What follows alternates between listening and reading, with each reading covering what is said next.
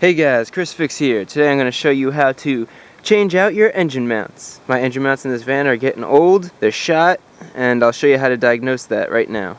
If you want to see how to tell if your engine mounts are bad, click on the video on the screen. That video link will be in the description as well, and then I'll go through the whole process of seeing if your engine mounts are bad or not.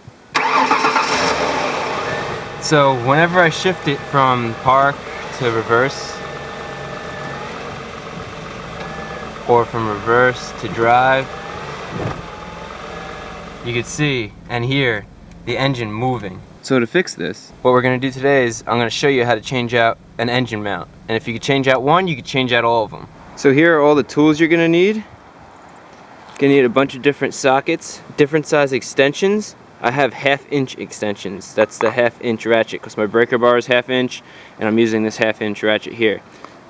Hammer, pry bar, a little flathead screwdriver, some open-ended wrenches, thread lock, some jack stands, and a jack.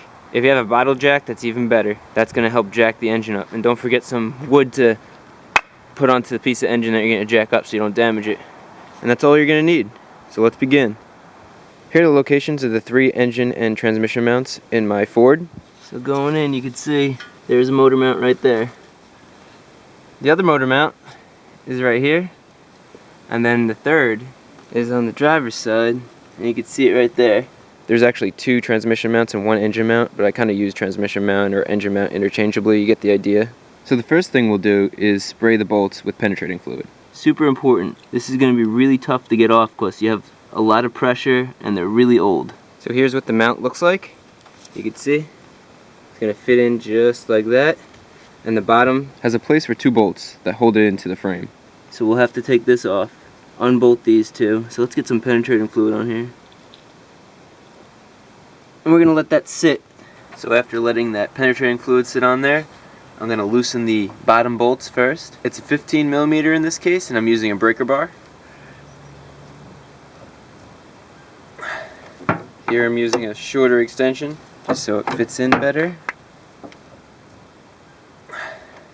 This top nut up here is 3/4, but my wrench isn't long enough. So what I do is I take another wrench and I put the closed end inside the opened end, like that.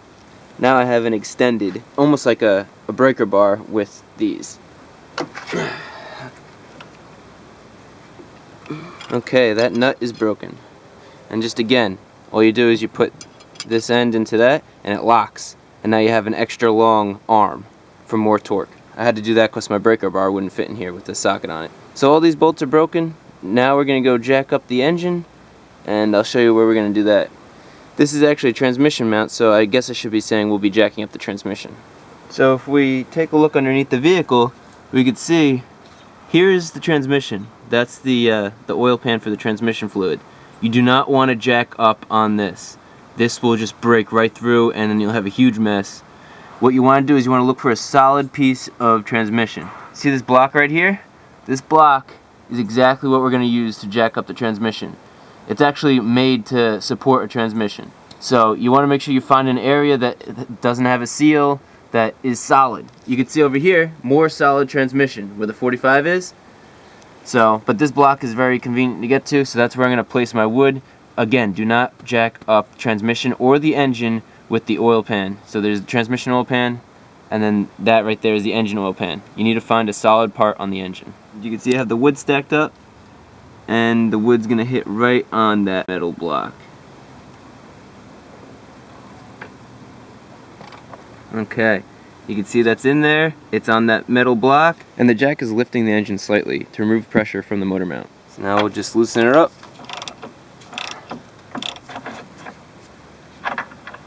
Okay, first bolt is out. Now we'll do the next one.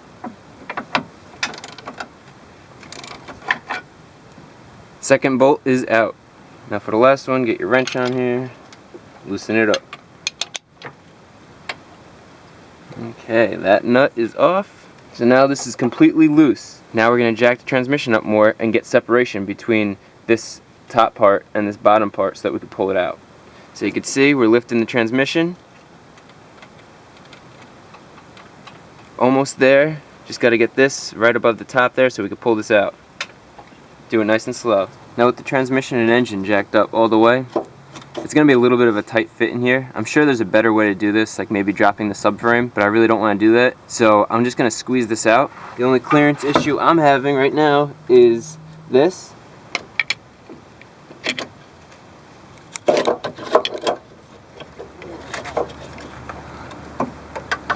So now I'm just going to try that out. Ow! A little painful there, but finally got it out. So now we're going to remove this transmission mount from the bracket here. To do that, there's 2 bolts on the bottom. These are a 1/2 inch.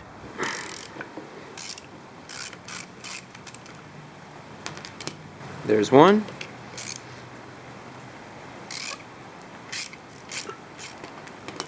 There's 2. Okay, now the motor mount is free. We can put the new one in. Here's the new one. Here's the old one. I want to just make sure that they look similar. Always do this when you're putting in new parts, and they do look similar. Now this sits in the car like this, and this spike here faces this way. So we want to make sure we bolt it in like that. Since this is an engine part that vibrates a lot, I'm going to put a little bit of thread locker in. This is the removable type. You just put a little dab like that. Align this. Slide the bolt in. Slide the other one in. Good. Now we'll tighten them down. So I couldn't find the torque specs for this, so I'm just tightening as much as I can with this ratchet. Good. That's on there nice and tight. Let's go install it. So now we'll slide this in. It's going to be a little tight.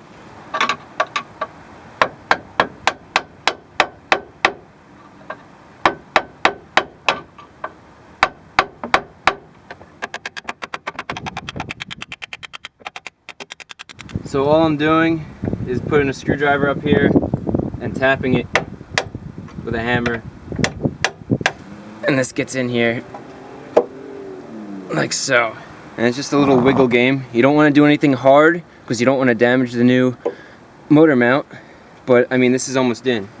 You can see the bolt holes are aligned. This should pop right in. Ah, it's right there. Because the new motor mount is probably a little bit taller since it's brand new. It's going to be a little bit tougher to get in, but in that case, just jack the car up a little bit more. Wobble this. Watch your fingers when you... Oh, there we go. Just like that.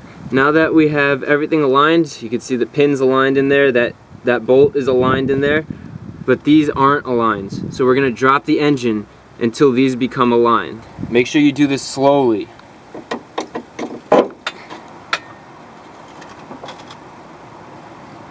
Now, slide our bolts in.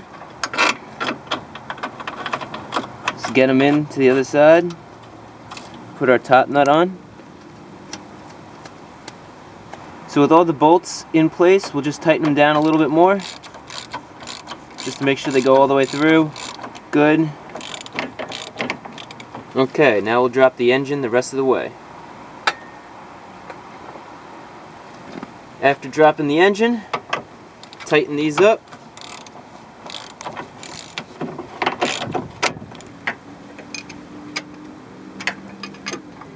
So when it gets close to being tightened all the way, you're going to torque these 3 bolts to 90 to 100 foot-pounds.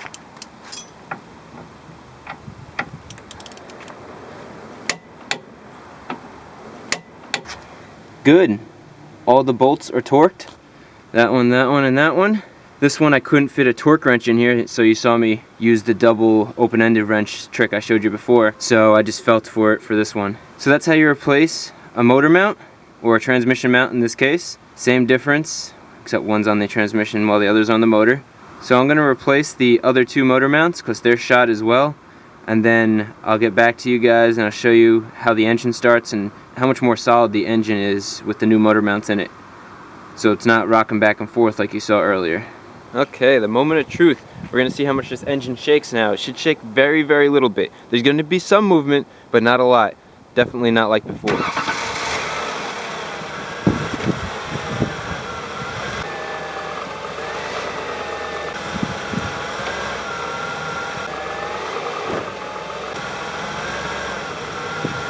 If this video is helpful, give it a thumbs up. Also consider subscribing, then you get updates on when I publish new videos. I try to publish videos weekly. Comment below if you have any questions or tips or things you want to add. I add them into the annotations. You guys come up with some good stuff. Check out the links below to my ChrisFix Facebook and Twitter accounts. Join that if you use Facebook or Twitter. It'll give you updates when I publish new videos, when I have top tips, when I do giveaways. And also finally, on the screen, you'll see a video popping up. The link to that video, just in case you can't click on the screen, is in the description below as well.